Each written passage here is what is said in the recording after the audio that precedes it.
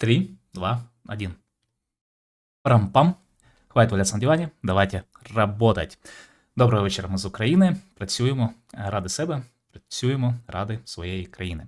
Розмовляємо на русском языке, іноді буду переходити на українську, можливо. Сегодня мы сделаем крутую работу для клиента из Америки, если я правильно помню. Где ты? Где ты? Клиент из... Правильно? Да. Клиент из Америки сделал заказ на $50, прислал материалы, это вот такое вот лого. Прислал материалы и попросил его анимировать. Здесь вот вы можете увидеть нашу с ним переписку. Клиент просит сделать анимацию лого, как, знаете, в старых видео, когда бегает лого DVD. В принципе, он нам присылает ссылочку, чтобы мы четко понимали, что он от нас хотит. Вот здесь в сериале одежды, вот, он показывает, что нам нужно. То есть нам нужно анимировать вот таким вот образом бегающие DVD. Так, давайте просто я загуглю это слово DVD-скринер прямо в YouTube и посмотрю, что это такое. Все, наверное, знают, все такое, что подобное видели. И за это клиент просит $50. Сегодня мы сделаем этот проект и научимся работать в After Effects. Урок будет для начинающих в программе After Effects. Первым делом, конечно же, мы изучаем материалы, изучаем описание, изучаем референс, в данном случае вот такой вот прыгающий DVD. Дальше, описание, кстати, вот я тезисно собрал, что от нас хочет клиент. Это должно быть 30-секундное видео. Есть этот пример. В конце он должен идеально попасть в угол. Так вот. Идеально попасть в угол. Использовать только квадратную часть лого. То есть лого у нас вот такое вот. Но нам нужно только основная часть. Это вот Max. И видео должно быть 4К. Супер. Открываем After Effects. Парам-пам. Парам-пам. Создаем новую композицию. 1920 на 1080 это обычная Full HD. Клиент попросил сделать 4К. Я не помню, какие значения у 4К, но я знаю, что 4К это в 2 раза больше, чем Full HD. То есть в 2 раза больше, чем 1920 на 1080. Поэтому я просто здесь поставлю галочку. И 1920 умножу на 2. И получу 3840 на 2160. Количество кадров. Давайте сделаем 60 кадров. Продолжительность видео у нас будет 30 секунд. И фон давайте сделаем черный. Окей. Экспортируем наше лого. Кидаем сюда это лого. Поставим здесь хорошее значение. Дальше выбираем маску квадратную и вырезаем ту часть, которая нам нужна. То есть откидываем все лишнее. Дальше предлагаю это загнать при композицию. Нажать Ctrl-Shift-C. Нажмем Move All Attributes. И вот здесь вот назовем эту композицию лого.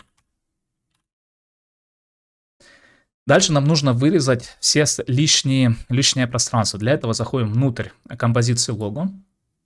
Выбираем инструмент. Даже давайте не будем выбирать инструмент, да, давайте выберем инструмент регион. И вот так вот примерно грубо подрежем наше значение. Потом в выпадающем меню композиция сделаем Crop Comp to Region, то есть подрежем границы композиции.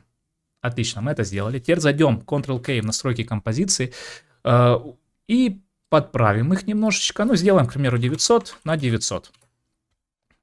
Даже еще, наверное, меньше. Ctrl-K. Сделаем 800 на 800. 800 на 800 пикселей. Думаю, нам это будет хватать. Далее. Размер Ctrl-Alt-Shift. Ага, Ctrl-Alt-Shift-H здесь не подойдет. Давайте просто масштаб чуть-чуть уменьшим. Ctrl-Alt-Home, чтобы якорная точка в середине была.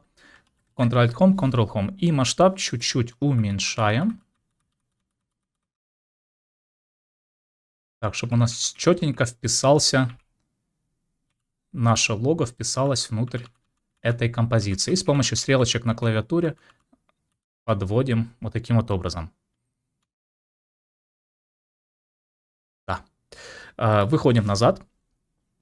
Теперь наша задача с помощью инструментов Align. Они находятся в выпадающем меню Windows. Вот они. Давайте их перетащим куда-нибудь вот сюда вот. Разместить наше лого в самой нижней правой части. Для этого мы выбираем центрировать по нижней части и центрировать по правой грани. То есть по нижней грани и по правой грани. Дальше включаем здесь видимость рулетки. Добавляем, вот таким вот образом вытягиваем одну линию. С помощью колесика приближаемся максимально вот здесь вот в центр квадрата. Вторую линию точно так же вытягиваем сверху, чтобы отцентрировать положение этого квадрата. То же самое теперь повторяем для левой части. Центрируем с помощью Align по левой грани. Приходим сюда и центрируем линию в центр. Теперь повторяем то же самое для двух верхних. Создаем такую линию. Эта линия не будет видна при рендере, но она нам вспомогательная линия, которая поможет нашей анимации. Я приближаюсь с помощью колесика, а перемещаюсь с помощью того же колесика, но зажимая его таким вот образом. Либо можно использовать инструмент рука. Ну, колесиком удобней. Колесиком всегда удобнее. Отлично, сделали. Дальше. Дальше, наверное, предлагаю создать новый Solid. Make Com Size, чтобы он был тоже 3840 на 2160. Любого цвета нам не важно. Мы его даже сразу отключим. И теперь на этом Solid я предлагаю начертить будущую траекторию движения нашего кубика. Для этого берем инструмент перо. Лого можно спрятать. Выбираем саму Solid, чтобы на нем будем создавать маску. Ну, допустим, примерно здесь ставим точку. Потом эту точку хватаем и привязываем. Она прям привязывается к нашим направляющим.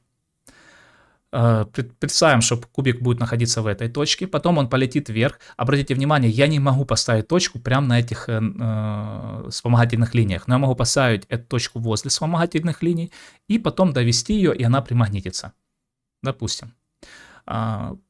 Представим, что кубик полетит от той грани сюда, потом полетит вот сюда вот.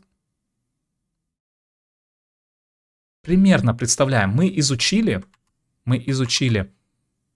как движется наш референс.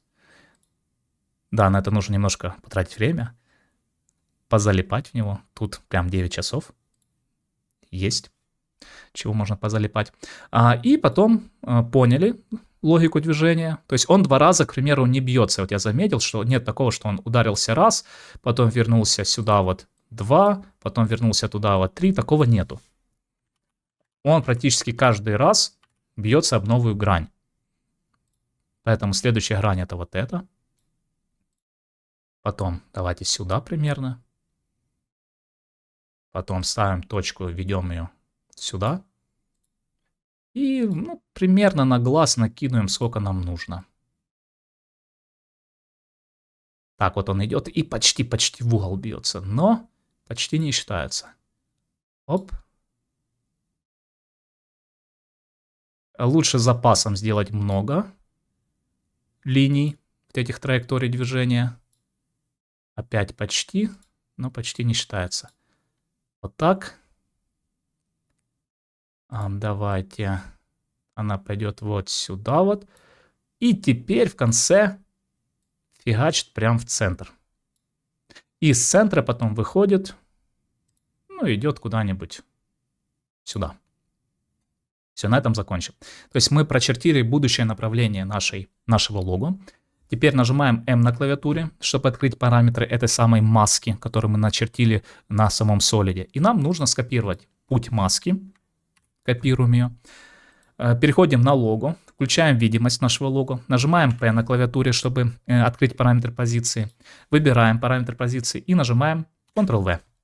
Тем самым мы вставили траекторию, которую мы перед этим начертили. Вот таким вот интересным образом. Да, можно было, кстати, изначально просто анимировать сам кубик, перетягивать его. Но мне кажется, вот этот способ чуть-чуть поинтереснее и попроще, как по мне. Дальше выбираем все вот эти вот ключи. Зажимаем Alt на клавиатуре. И тянем за крайний ключик до конца композиции. Если он здесь не магнитится, то мы зажимаем Shift. И шифтом он замагнитится к последнему кадру. Дальше мы можно скрыть, во-первых, вот эти вот вспомогательные линии, не удалять их, а именно скрыть. Для этого нужно зайти в выпадающее меню View. И здесь, не Show Rules, сейчас прошу прощения, а Show, вот эти вот галочку отключить, все, мы их видеть не будем. Так, давайте сделаем на полный экран, посмотрим, как это все выглядит. Вот эти линии, которые вы сейчас видите, это линии траектории, которые можно скрыть, нажав Ctrl-Shift-H. Если мы хотим видеть траекторию движения, то мы опять нажимаем Ctrl-Shift-H. Сохраняемся. Теперь, допустим, я хочу, чтобы... Клиент этого не указывал, но все-таки у нас есть эта возможность, почему бы и не сделать. Сделать видео зацикленным. То есть у нас в конце наше лого бьется ровно в ту самую точку, самый уголок, и возвращается. Я хочу, чтобы оно вернулось в то положение, в которое оно было изначально. Для этого мне просто нужно скопировать ключик, который был в начале, Ctrl-C, и вставить его, то есть этот удалить, а новый поставить, Ctrl-V. И получается, что видео у нас будет зацикленным. Она бьется в уголок и возвращается в тот самый изначальный первый кадр. И видео будет бесконечно проигрываться. Оно хоть и 30-секундное, но оно бесконечно проигрывается. По-моему, это будет только в плюс. Отлично. Так, сохраняемся. Теперь последнее, что нам осталось, на том же референсе, на DVD, мы увидим, что при ударе меняются цвета. Давайте поменяем. Чего бы нет. Для этого мы заходим в Effect and Presets и находим эффект, который называется Change Color. Нет, прошу прощения, не Change Color, а Change to Color.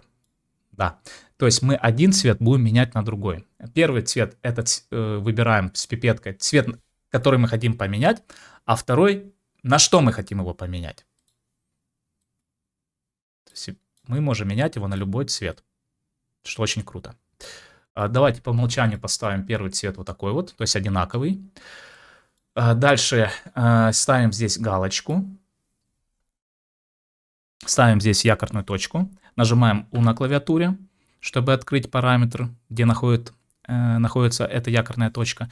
Перемещаем ее к следующей, там где происходит удар. Зажимаем Shift, и мы примагнитились к следующей точке. Здесь должен поменяться цвет.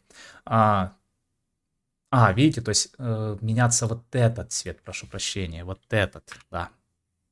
Тут ключ зафиксировали. А здесь мы меняем цвет, ну, к примеру, на какой-нибудь зеленый. Но проблема в том, что у нас цвета будут перетекать. А нам нужно, чтобы они резко поменялись в момент удара. Для этого мы просто выбираем эти ключи правой кнопкой мыши. И здесь выбираем тип ключей Toggle Hold. Все. Теперь именно переход будет цветов мгновенным во время удара. Переходим к следующему месту. Меняем здесь цвет. Ну, допустим, на какой-нибудь вот такой вот.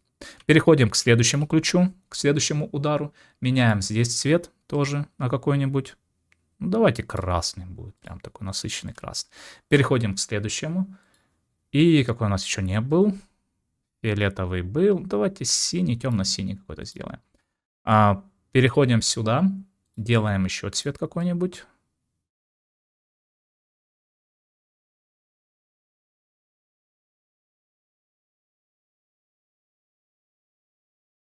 Так, и в этот удар мы возвращаемся к цвету какому?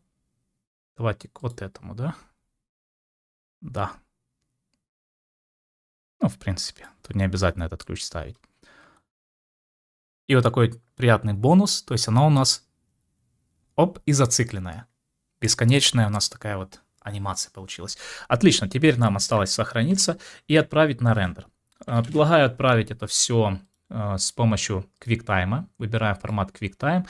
Здесь Apple ProRes 444, ну, к примеру, почему бы и нет. Давайте мне чуть полегче кодек возьмем, 4, Apple ProRes 422, он будет чуть поменьше весить. Сохраняем и рендерим.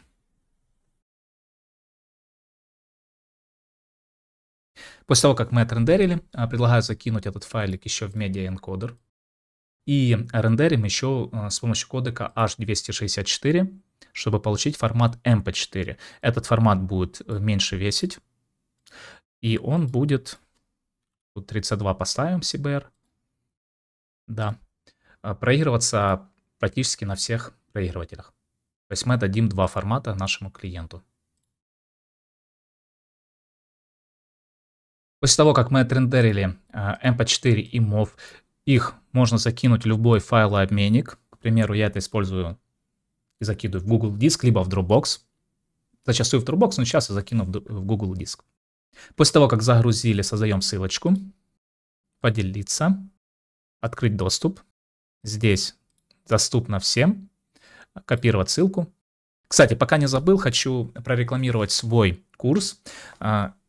Уже в сентябре, то есть совсем скоро, стартует набор. Скорее всего, 29 сентября, еще точно дата будет известна на этой неделе.